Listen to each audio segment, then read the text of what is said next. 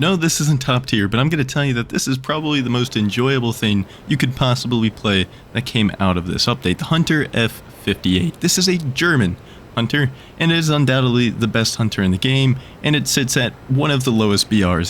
The only hunter that's actually lower than this is the normal Hunter F1 at 9.0, and this is 9.3, and it's considerably better. So just play this one if you can get your hands on it, if you actually feel like playing a hunter. And I just realized that I said a German hunter, as in it sits in the German tech tree. I know it's not technically German. Please don't comment that 100 times. I am fully aware. Firstly, thank you patrons. You guys are a big support to the channel. Really appreciate you guys.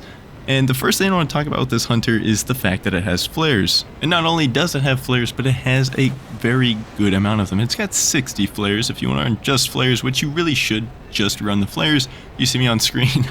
I have flare and shaft. I click on it out of habit, and I just forget to change it most of the time once I've done that.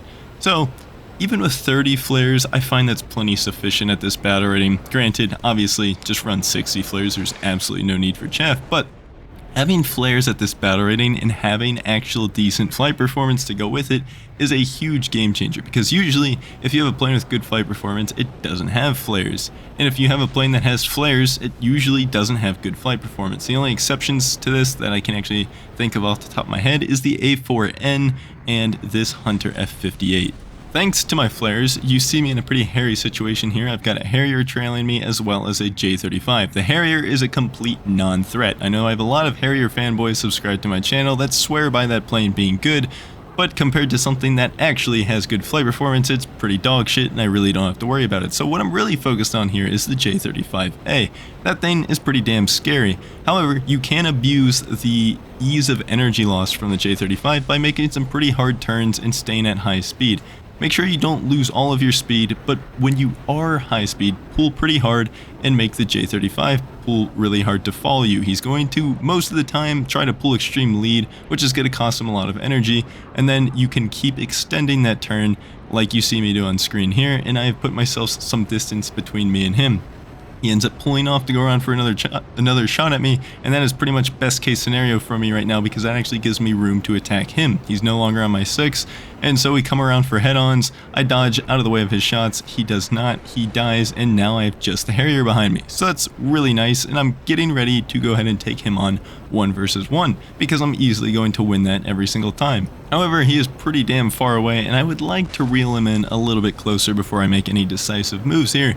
He shoots a missile, I just simply flare it away, and then while I'm trying to figure out exactly how I want to attack the Harrier, the A4N is now coming in after me as well. He's only 6 kilometers away. It's not going to take him very long to get to me if I do commit to a dogfight with this Harrier, so instead, I'm just going to turn myself around, make sure that the Harrier can't shoot me as I do so, and then I'm going to push ahead on with the A4N. I shoot my burst, I get out of the way, just like last time, and it absolutely melts him. I am using default belts, by the way. I think that is undoubtedly the best belt for the Hunter right now. I've played around with default air and ground belts, and I just get the most consistent 1 burst kills with default.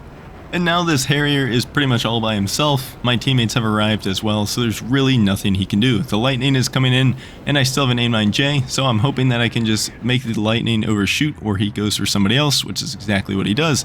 I get behind him and try to get my AIM-9J off, and yes, I said AIM-9J, which is a pretty damn strong missile to have at 9.3 battle rating. The Harrier loses tail control, so he's as good as dead. I'm going to try to just see what the lightning does for a second. I'm obviously never going to catch up to him, so we do a quick check of the 6. We see 2 more enemies that we can go after.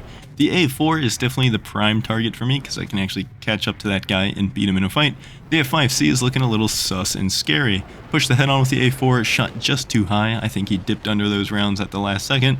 And then I'm going to try to get this shot in on the F5. He's a little bit slow. I was thinking I'd be able to hit that a little bit easier, but that last second jink there, the Hunter at 600 IAS starts to lose maneuverability rather rapidly, so I don't quite have the nose authority.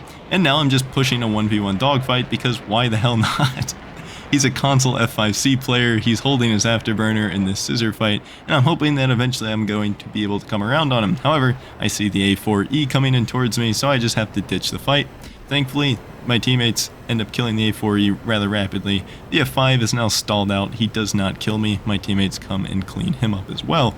So we're just going to move on to the next game for the sake of time. I've got 2 A5s underneath me here. I decide I'm going to go after the high one because, well, it just makes a lot of sense. I may as well get him out of the way early so I don't have to climb up and get him later once everyone's moved to the deck. I'm anticipating he's going to dip down, and that's exactly what he does because that's just the smart thing to do there in that situation. That did definitely provide me the most difficult shot possible, but I kind of anticipated that, and with a little bit of luck, I still am able to hit him anyways.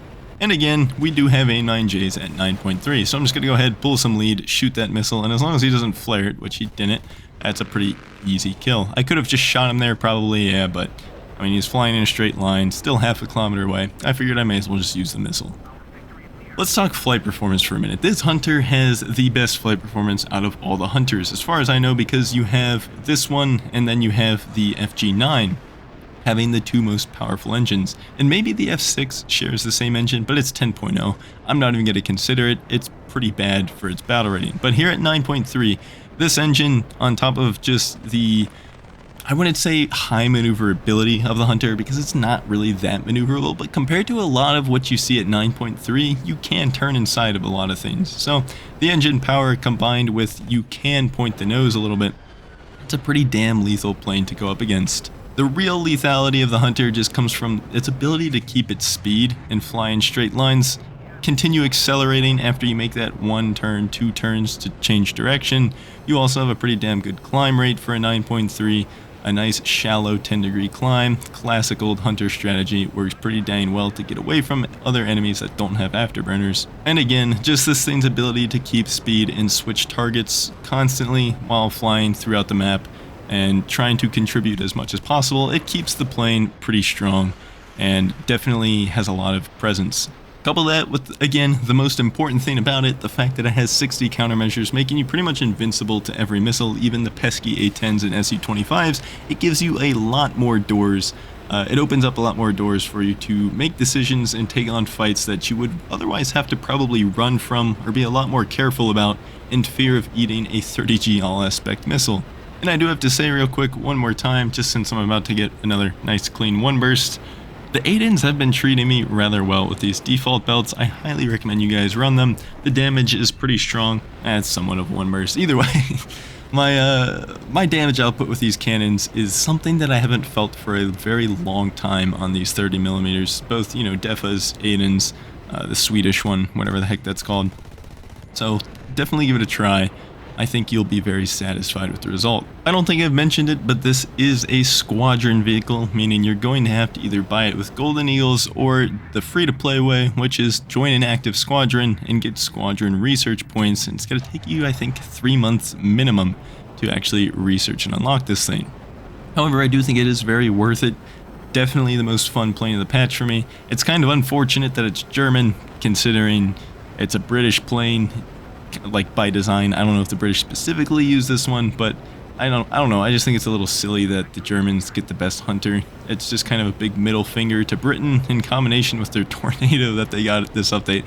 It almost seems like the British hate is intentional on Gaijin's end. That's a tinfoil hat moment. Don't take that too seriously, but still, it's just really sad the state of the British tech tree here. AIM-9J from that closer range does not have the pool to actually hit that MiG-19. Once upon a time it did, but this day and age, the AIM-9J is not going to be hitting that shot. However, since the MiG-19 is low, he is turning, and I am somewhat keeping up behind him, I am going to focus him down because he is going to be a very dangerous target if he actually gets to reposition and get some speed back. So that AIM-9J was a much better launch, a lot more straight behind him. He wasn't already in the process of a turn, and so he's going to eat that one. And now I have A-10s and SU-25s all around me. But you know what? I have the option for 60 flares. I'm only carrying 30. So either way, I have flares, and I'm not too... Whiffed a shot a little bit there, but still took his wing off good enough. I'm not worried about these AIM-9Ls and these R6EMs, and that is an extremely good feeling at 9.3. To be able to just do whatever you want and play the game like normal, and not have a portion of the map denied by these all-aspect premium planes, it is extremely satisfying, and I really recommend you guys try to pick this thing up. It is a lot of fun. That's going to do it for this video. The next one's probably going to be on the Kernus or the MiG-29. Either way, you can expect another video tomorrow. Hope you guys enjoyed, and I will see you then.